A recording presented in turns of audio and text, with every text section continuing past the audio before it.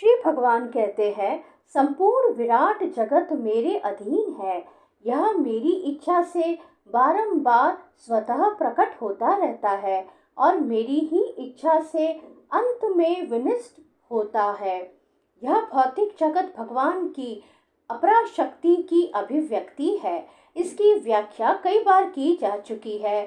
सृष्टि के समय यह शक्ति महातत्व के रूप में प्रकट होती है, जिसमें भगवान अपने प्रथम पुरुष अवतार महाविष्णु के रूप में प्रवेश कर जाते हैं।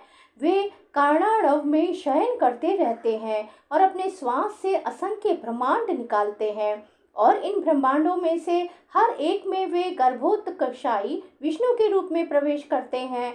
इस प्रकार प्रत्येक ब्रह्मांड की सृष्टि होती है।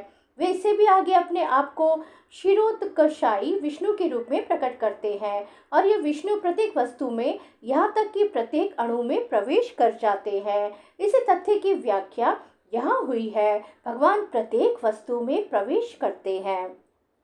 जहाँ तक जीवात्माओं का संबंध है, वे इस भौतिक प्रकृति में गर्भस्थ किए जाते हैं और वे अपने अपने पूर्व कर्मों के अनुसार विभिन्न योनियों ग्रहण करते हैं। इस प्रकार इस भौतिक जगत के कार्यकलाप प्रारंभ होते हैं। विभिन्न जीव योनियों के कार्यकलाप सृष्टि के समय से ही प्रारंभ हो जाते हैं।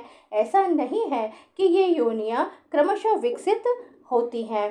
सारी की सारी योनियां ब्रह्मांड की सृष्टि के साथ ही उत्पन्न होती है।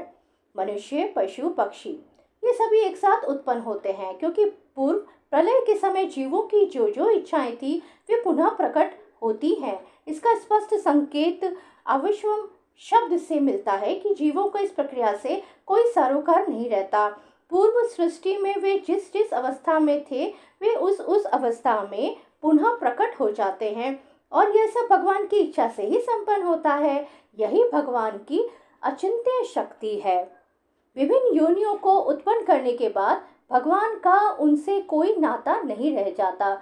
यह सृष्टि विभिन्न जीवों की रुचियों को पूरा करने के उद्देश्य से की जाती है, अतः भगवान इसमें किसी तरह से बद्ध नहीं होते हैं। श्री भगवान कहते हैं, हे धनंजय, ये सारे कर्म मुझे नहीं बांध पाते हैं। मैं उदासीन की भांति इन सारे भौतिक कर्मों से सदैव विरक्त रहता हूँ। वे अपने वैकुंठ लोक में सदैव व्यस्त रहते हैं।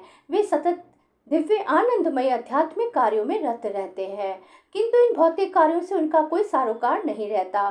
सारे भौतिक कार्य उनकी विभिन्न शक्तियों द्वारा संपन्न होते रहते हैं। यहाँ पर उच्च न्यायालय के न्यायाधीश का उदाहरण दिया जा सकता है, जो अपने आसन पर बैठा रहता है। उसके आदेश से अनेक तरह की बातें घटती रहती हैं। किसी को फांसी दी जाती है, किसी को कारावास की सजा मिलती है, तो किसी को प्रचुर धनराशि मिलती है, तो भी वह उदासीन रहता है।